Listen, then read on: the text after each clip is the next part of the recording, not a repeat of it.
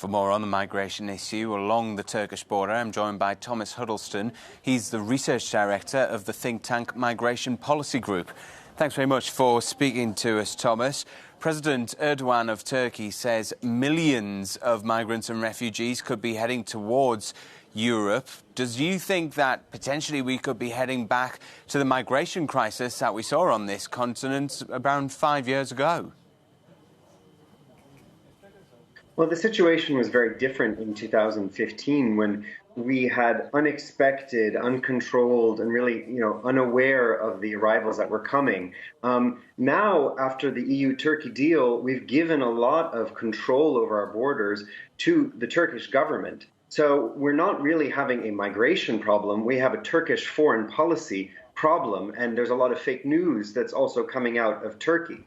I think it's really good that the presidents of the European institutions are taking this foreign policy issue seriously. But we will have a humanitarian crisis in Greece if they don't start protecting those people, Greeks and migrants, who are being used as bargaining chips.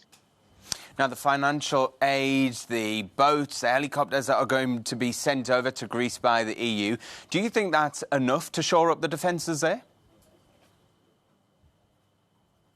Well, that's not really the show of solidarity that Greeks have been asking and that many Europeans are willing to show in Greece. You have the Greek islands where you have 20,000 people on the camp of Moria that was built for 3,000, and nearly half of those are children. And now on the Greek land border with Turkey, you also have around 20,000, where UNICEF says that 40% of those are families with children. So these are people who actually will need to be protected. The EU knows that the UN is saying these people will need to be allowed to ask for asylum. That would go against international law, and Charles Michel said that very clearly. So there needs to be an asylum procedure, and there probably will soon need to be relocation of people in need from Greece to other European countries. We did it in Italy with the Mediterranean. Now we have more arrivals coming from Greece, and we have European states, we have cities, we have churches, we have citizens all across Europe who are willing to stand up with the presidents of the European institutions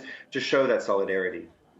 But that hasn't worked before. We've seen the Nordic countries, those northernmost European countries, they do not want to be having these migrants redistributed to their countries. So what makes you think that this time something similar is going to work? Well, the EU-Turkey deal was a ticking time bomb. It was supposed to buy us time in order to reform the Dublin system and come up with a mandatory system. That's not what we have now. But what has been working since last year with Italy are voluntary engagements that are taken up by states, and that could also be taken up by civil society that is willing to stand up and help people be evacuated. So we need to now know that we must find a solution in Greece for this humanitarian crisis. And remember that our values are being tested. What we do now on the Greek border with Turkey, we might soon see reproduced on the Turkish border with Syria, where there are 500,000 children and nearly as many adults who are in front of Turkish border guards, and we might not like what we see. So it's really important that Europe sets the example with an orderly process of asylum and relocation in this humanitarian crisis.